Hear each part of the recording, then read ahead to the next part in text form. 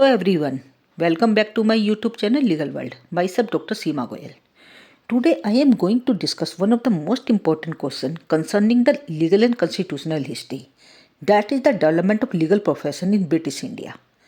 This is my question. If we talk about the development of legal profession in British India, that has developed in the four periods. Firstly, in the ancient India. Second one is medieval India. Third one is British period. And the fourth one is independent India.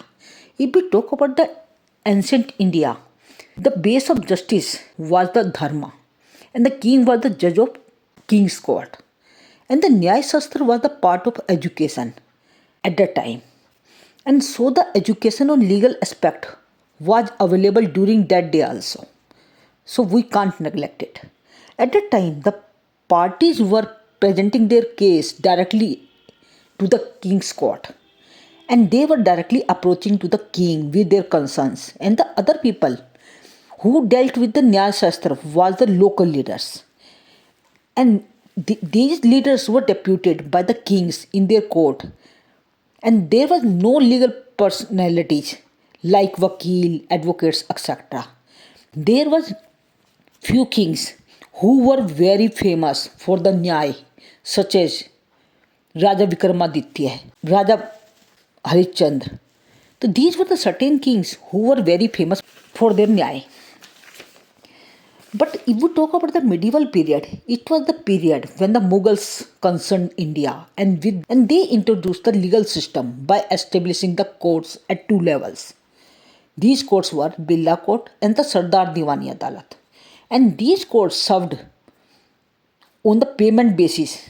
Later they introduced the government advocates in the Indian legal system who started to work on the fee basis for the poor people also. But if we talk about the British period, the first British court was established in 1672 in Bombay by the Governor Aungier.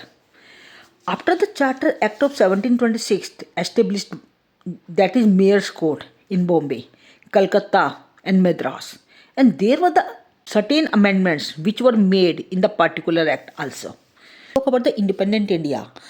All India Bar Committee was established in 1951, and the Indian Advocate Act, which was established in 1961, and the Contempt of Court Act, which was enacted in 1971. But if we talk about the establishment of British East India Company, the first British East India Company was incorporated in England under the charter which was granted by the Queen Elizabeth on 31st December 1600. And this charter was named as Governor and Company of Merchants of London trading into the East Indies. The company was given the executive trading rights in Asia, including India, Asia and Africa. And the trading area so defined covered almost every part of the world except Europe. No other British subject could trade in this area without obtaining the license from the company. And the charter was granted for 14 years. And it could be renewed for another 15 years only, if it did not prejudicially affect the crowns and its people. The company was managed by the court's directors, and the members of the company in a general meeting called the court elected annually a governor and the 24 directors. In early days, the administration of justice in the settlement of East India Company was not in a higher order, and there was no separation between the executive and judiciary.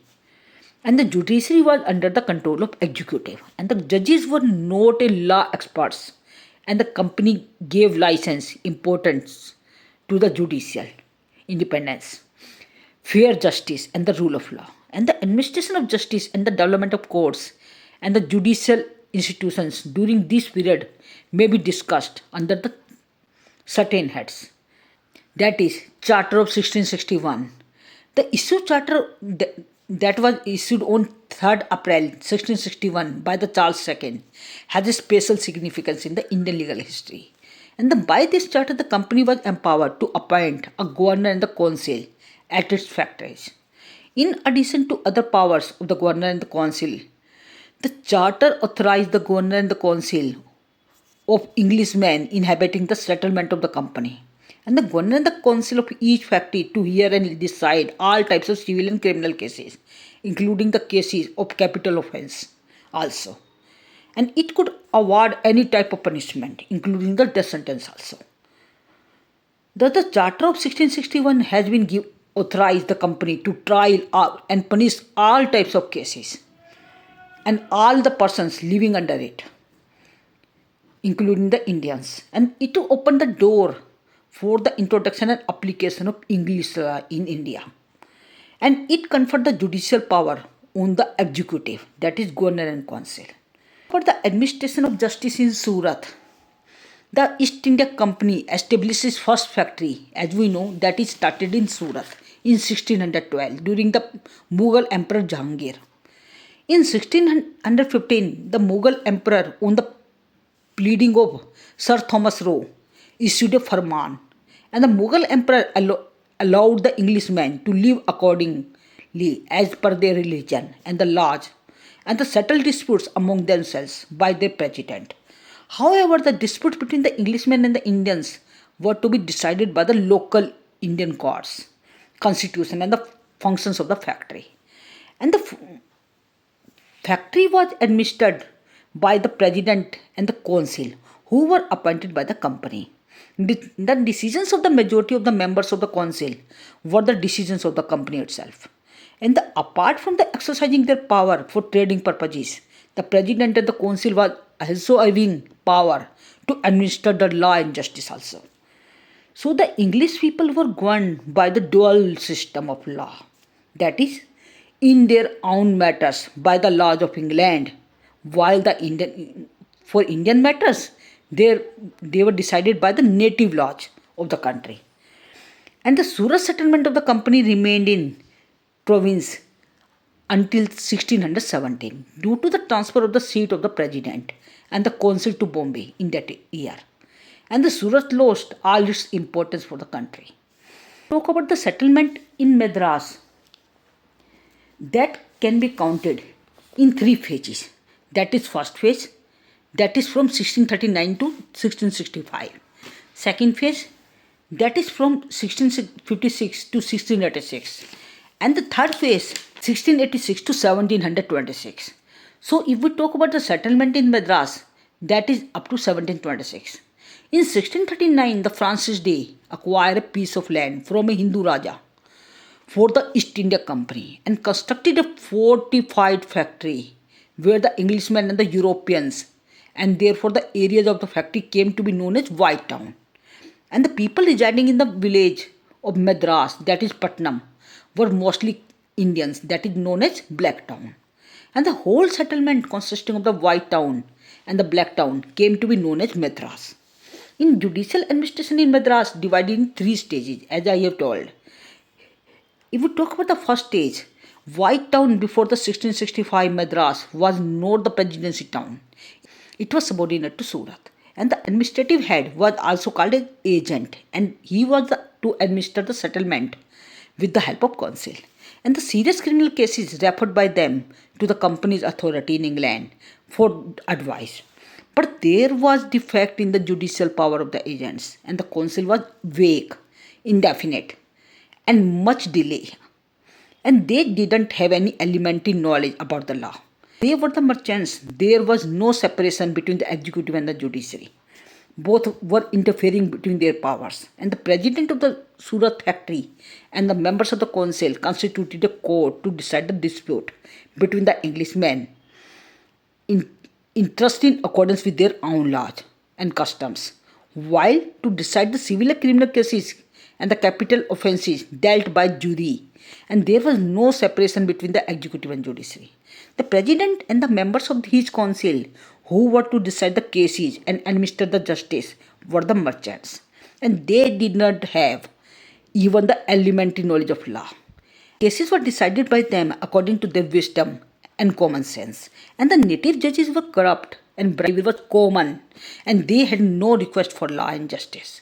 Surat was chief trading center till 1687, but thereafter they lost their importance because in 1687 the headquarters of the president was transferred from Surat to Bombay.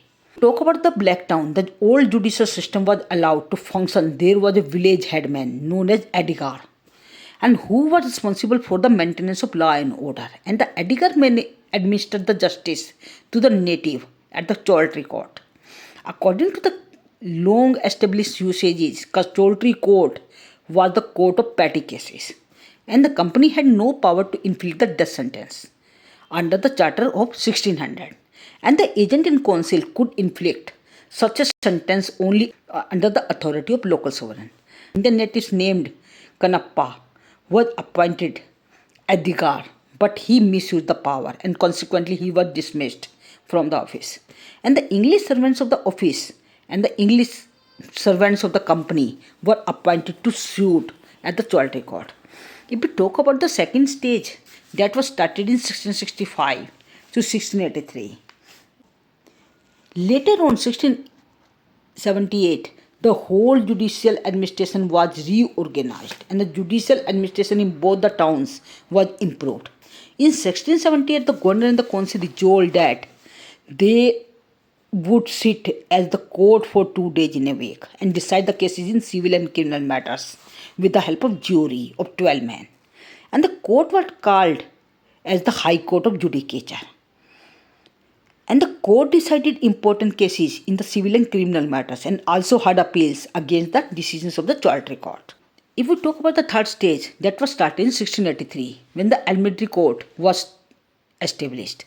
In 1683, the King Charles II issued a charter. It empowered the company to establish the Court of Admiralty in India. And the Court of Admiralty was authorized to try all the traders who committed various crimes on the high seas. And the court was empowered to hear and determine all the cases concerning the maritime and the mercantile transactions. And the court was also authorized to deal with all the cases of forfeiture of property, ships, piracy, trespass, injuries, and wrongs. It was stated that the court would be guided by the laws and customs of merchants as well as the rules of equity and good conscience in the task of administration of justice. And the provisions of the Charter of 1683 was repealed by James II in 1686. Main feature of the third phase of the judicial administration was the establishment of Admiralty Court. If we talk about the Admiralty Court, this court was established for the first time in 1686 in Madras. And the first advocate of this court was the John Bex, but he died in 1689 after the 3 years of his appointment as an advocate. And another advocate whose name was John Dabler was appointed in his place after his death. And this court was authorized to establish more than one court at places wherever they deemed necessary. And each court was consisted of legal expert and the 2 Indian merchants to help the judges in explaining the laws of natives and the local usages. And this court was empowered to determine the mercantile as well as the maritime cases. And also this court impart justice on the basis of justice, equity and good conscience. But the establishment of corporation, this court was having 1 mayor and 9 aldermen. And out of these 9 aldermen, 7 were pure Englishmen and 2 were from native Indians. But the British settlement at Calcutta, that was started in 1690.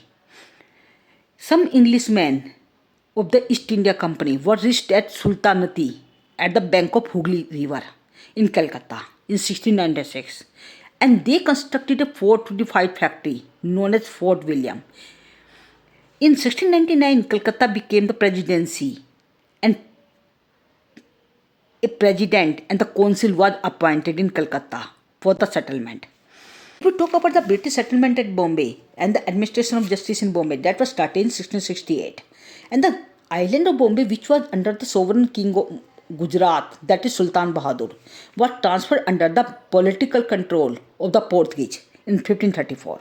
In 1661, Alfonso VI, the Portuguese king, transferred it to the British king, that is Charles II, on the dowry of marriage, that was Princess Catherine. But he found inconvenience to exercise and uneconomic to manage his control over the small territory, and therefore he transferred the island to the British East India Company in 1668 for the annual rent. and by issuing the charter. The Charter of the East India Company empowered the company to exercise the judicial authority over the Bombay through its governor and the official. And this Charter of 1688 also empowered the company to frame the laws and ordinances for the administration of the territory of Bombay. And the company was empowered to impose the punishment such as fine, imprisonment, even the death sentence in accordance with their laws and the ordinance of the company. Later, the company was empowered to mint currency in Bombay. Initially, the island of Bombay was under the control of President and the Council of Surat. And Governor of Surat was ex officio Governor of the Bombay.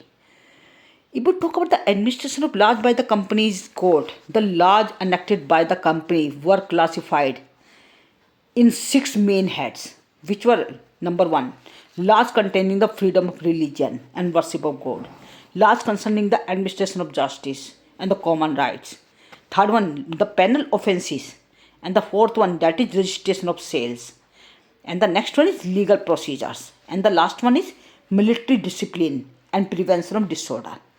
If we talk about the administration of justice, the Charter of 1668 transferred the trading association into the territorial authority of Bombay in 1670 by the Garold Aungier. That was the next governor of the Surat factory. This was all about the development of legal profession in India, as well as the British administration in Bombay, Calcutta and Madras. And if you have any doubt, you must put down in the comment section. And don't forget to like, share and subscribe this channel for the further update. Thank you.